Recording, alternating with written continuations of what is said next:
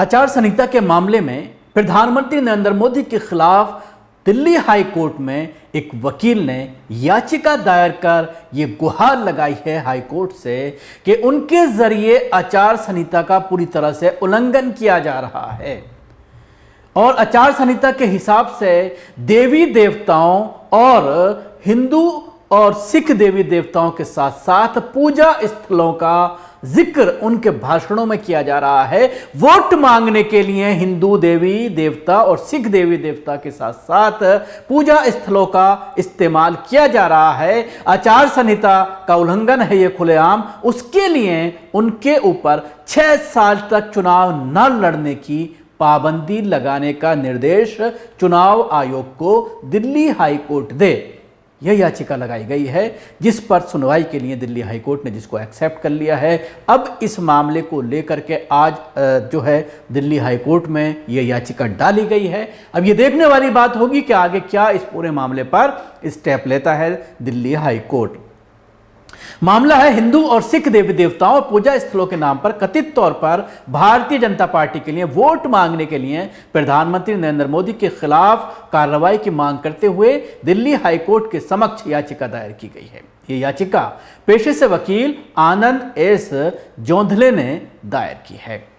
जोंधले ने जनप्रतिनिधित्व अधिनियम के तहत प्रधानमंत्री को 6 साल के लिए चुनाव से अयोग्य घोषित करने के लिए भारत के चुनाव आयोग इलेक्शन कमीशन ऑफ इंडिया को निर्देश देने की मांग की है।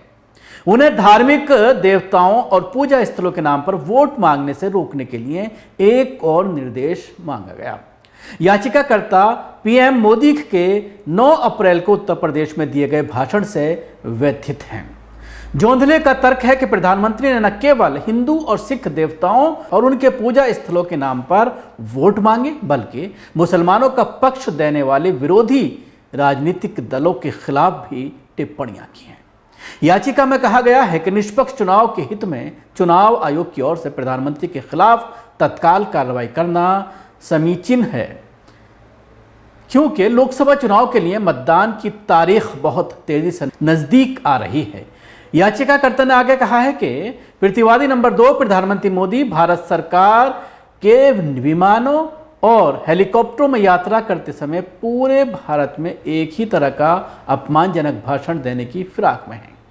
जोंधले का मानना है कि पीएम के भाषणों में जाति और धर्म के आधार पर मतदाताओं के बीच नफरत पैदा करने की क्षमता है।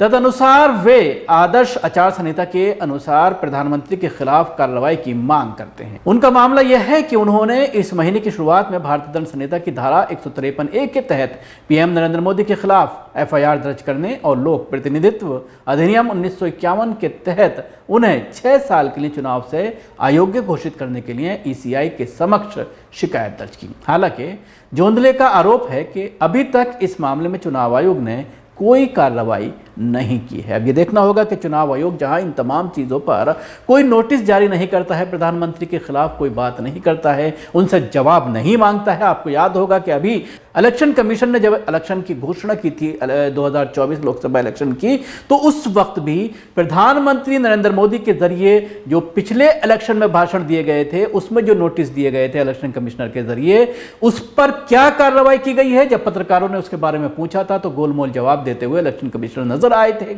और अब जब ये लगातार चुनाव रूल्स का जो है उल्लंघन हो रहा है, आचार संहिता का उल्लंघन हो रहा है, उसके बावजूद चुनाव आयोग खामोश है।